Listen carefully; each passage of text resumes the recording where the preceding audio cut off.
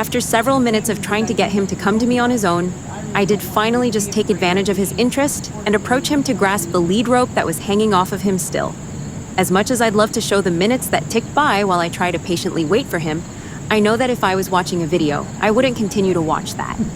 But know that approximately 5 minutes of just asking him to come to me was spent before this video began.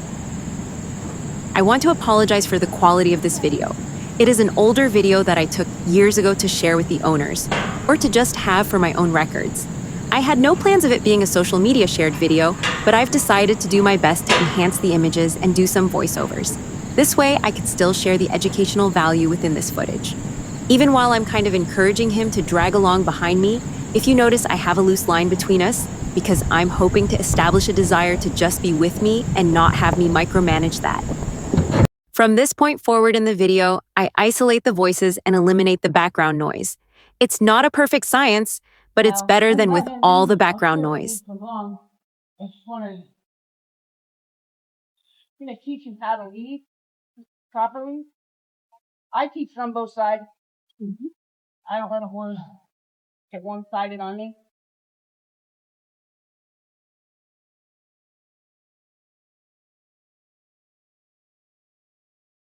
His breathing just changed dramatically.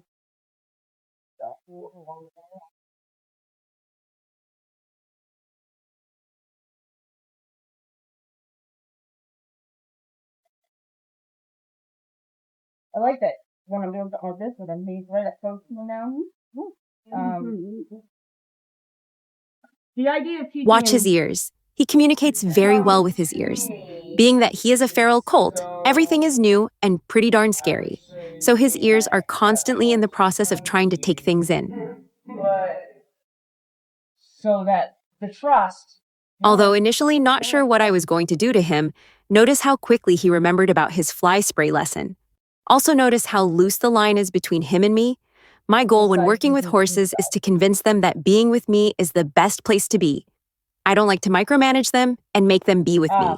I want them to have the desire to be with me, so every opportunity I get to give them a loose line or no line is the best deal that I can give them. I want him to show me that he actually trusts me. Hi. Yeah, it is. That's very actually okay.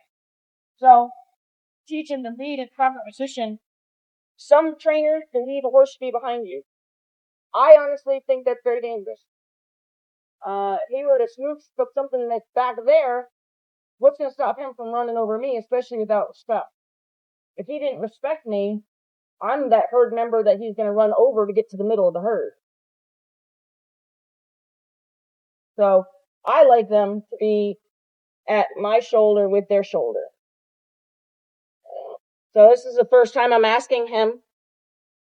You're all right. Asking him to kind of be with me. I'm only going to do something about it and he stops moving with some purpose. Right now, I'm very pleased with this because I've often gotten kicked by a baby that gets scared and slips right past me. So I'm pleased with him doing this. I'd like to turn around and do the other side now. This is an easy side for me to be on, which is actually kind of impressive. Putting him to be on his off side first. Still protecting myself a little bit because he's got a little I'm gonna go in his eyes.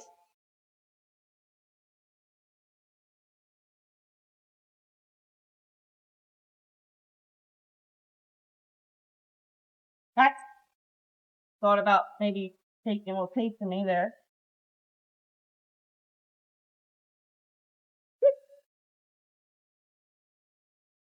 I like that he's really choosing to be right up with me now. Man, I don't want to turn into a crowder, but for right now, that's really a positive thing. I will, as we develop our relationship, kind of show him where his my bubble is, you know. But the fact that he's willing to be right up close to me right now is good for me.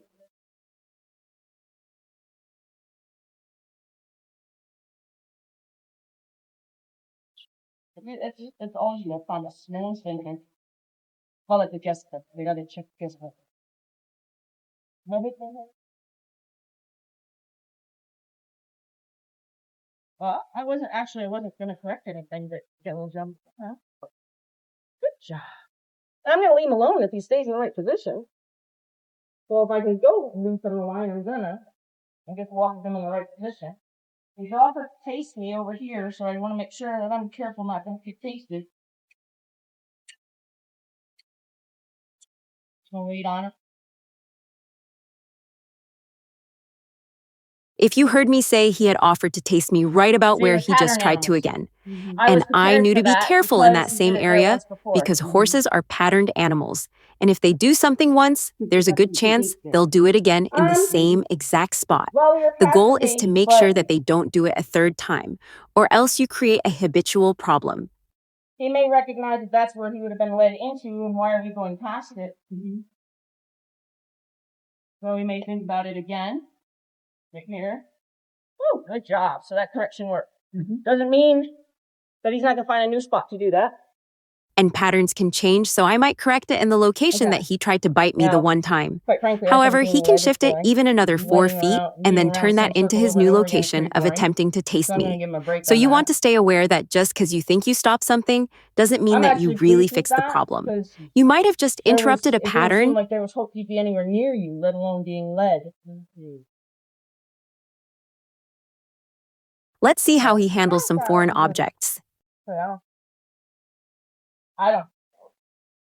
Now, I don't know if you noticed the rope just went loose completely. And that was because I would never want him to get caught trying to get away from something scared. We just learned his flight line. His flight line is less than, what is this, 22 feet? Well, 50. Okay. So his flight line is less than 15 feet. So that's good to know. That's when he'll stop and check something out instead of just run. So he's not going to be a dead runner on you. I have a dead runner. I found out his flight line was 19 feet after many rope burns on a 12-foot line.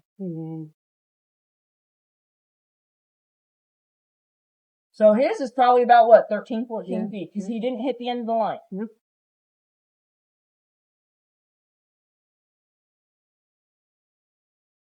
And what a flight line is what you see the deer. When the deer run, and they run, and then they stop and look. When they finally stop and look, they've reached their flight line. Okay.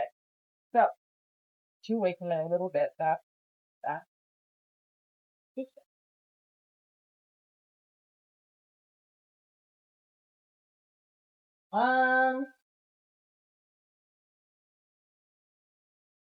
That certainly ever happened and will ever happen in his lifetime. We're gonna go look at it over there. Now I'm going to practice how well I can communicate with him to follow my guidance and go look at that towel hanging on the rail. I want him to follow my instructions, not just run him over there and hope I land him there. I want to have a true conversation with him about going and looking at it.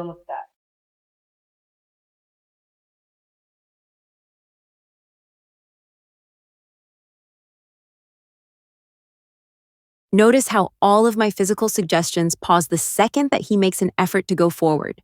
By stopping my stimulation or my driving energy, I'm indicating to him that he got the right answer when he chose to go forward.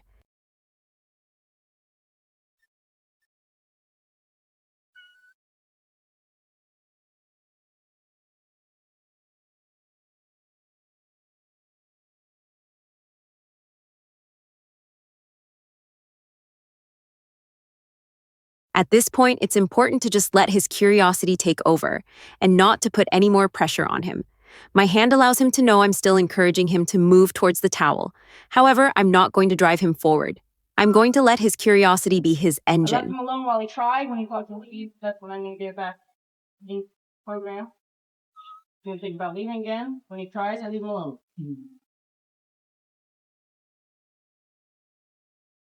He's about leaving.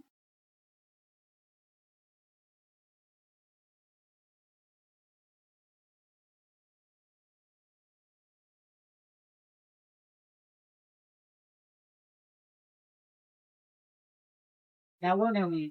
The reason we left when we did was because I wanted to pique his curiosity in going back to see it.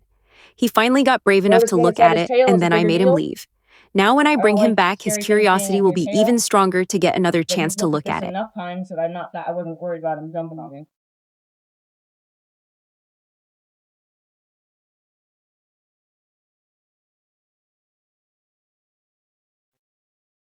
Good job. Good answer. Good job. Good job.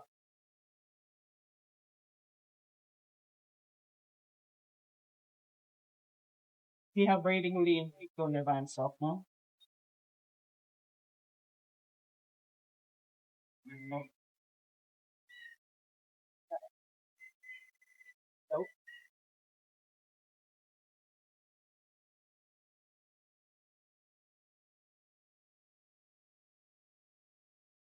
Ah, that's okay. Quick movements will happen, baby. Good Unfortunately, we're not job. quite past him wanting to consider kicking me, but we let it go without any reaction.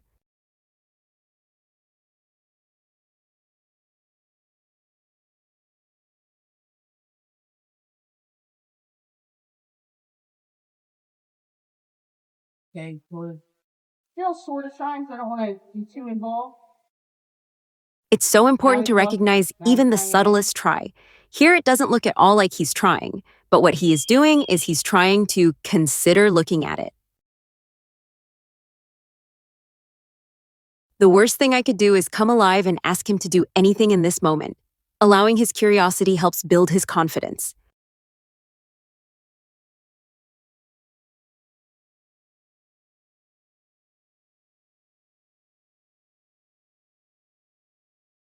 What do you do, Bonnie?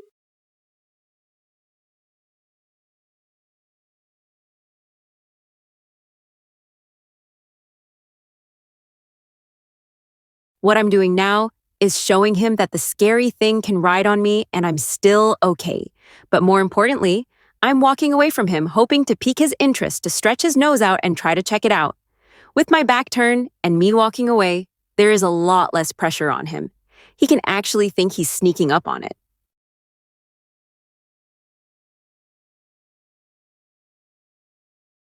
Okay, so come on your leg or this.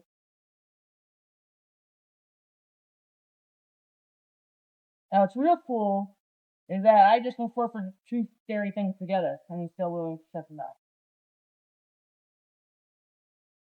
That tells me a lot about the relationship that's changed between he and I. Because I guarantee you a week ago, if I put a towel over my shoulder, we wouldn't be friends at all. Yeah, yeah, it could be ugly. But it would have been ugly. Now look at that. With my back turned to him and the towel over my shoulder, he found his bravery to check out the towel. See how comfortable he was to do that from behind me and not directly in front of me.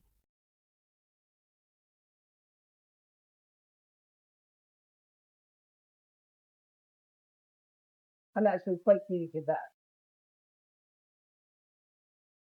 Because he knows you and brave. So remember, just last week you wanted nothing to do with me at all.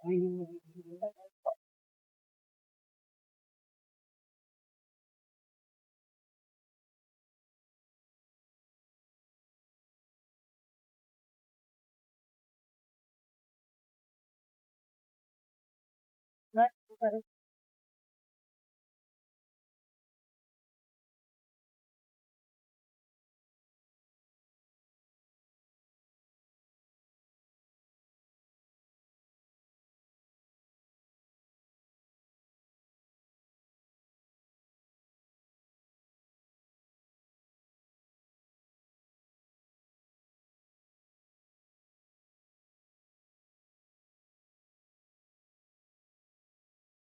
Looking for a place to end where I don't then forget the towel again and sleep it again. So, what do